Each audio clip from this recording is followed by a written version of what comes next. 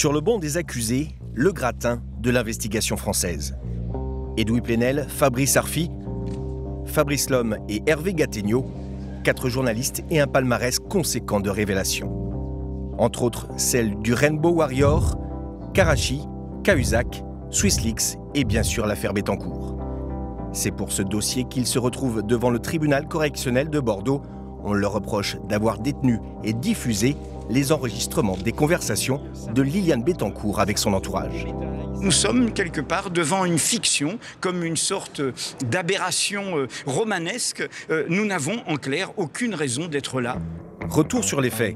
Nous sommes en juin 2010. Mediapart et Le Point dévoilent ces enregistrements. Les JT reprennent l'information. L'affaire Bettencourt relancée par des révélations faites cette semaine sur des écoutes pirates dont aurait été victime l'actionnaire principal de L'Oréal. L'affaire Bettencourt vient de connaître un étonnant rebondissement après la publication d'enregistrements clandestins. La vieille dame de 87 ans écoute sans sourciller son conseiller de Maistre. Il lui explique comment il va transférer des comptes suisses vers d'autres paradis fiscaux. S'ensuivent 5 années de procédure judiciaire pour savoir si la première fortune de France a été oui ou non escroquée. Sur le volet politico-financier, Éric Woerth sera relaxé et Nicolas Sarkozy bénéficiera d'un non-lieu. Concernant l'abus de faiblesse, le gestionnaire de fortune Patrick Demestre et le photographe François-Marie Bagné seront eux condamnés. Le majordome qui a réalisé les enregistrements comparaît ce mardi aux côtés des représentants de Mediapart et du Point.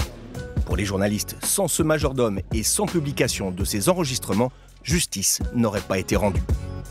On a effectué un tri, très sélectif, en ne publiant rien qui puisse justement violer une intimité quelconque, mais qui ne concerne que des faits d'intérêt public. Et ça, c'est vraiment très très important pour nous. On a participé au débat démocratique en publiant des faits d'intérêt général.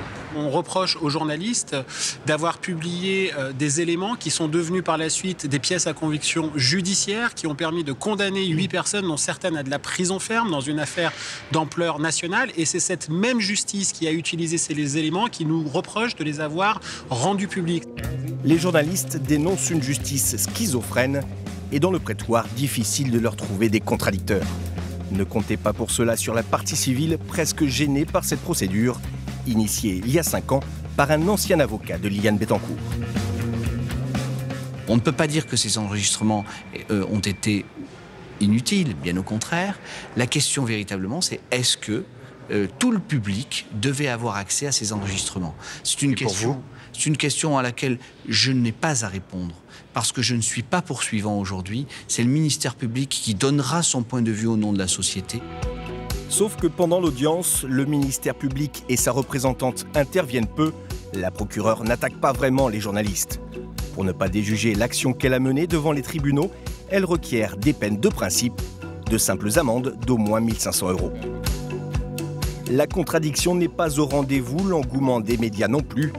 Corinne Ardouin, chronique judiciaire sur France Inter, a suivi les autres procès Bettencourt. Pour elle, le 4e épisode tourne parfois à la farce. C'est un côté absurde.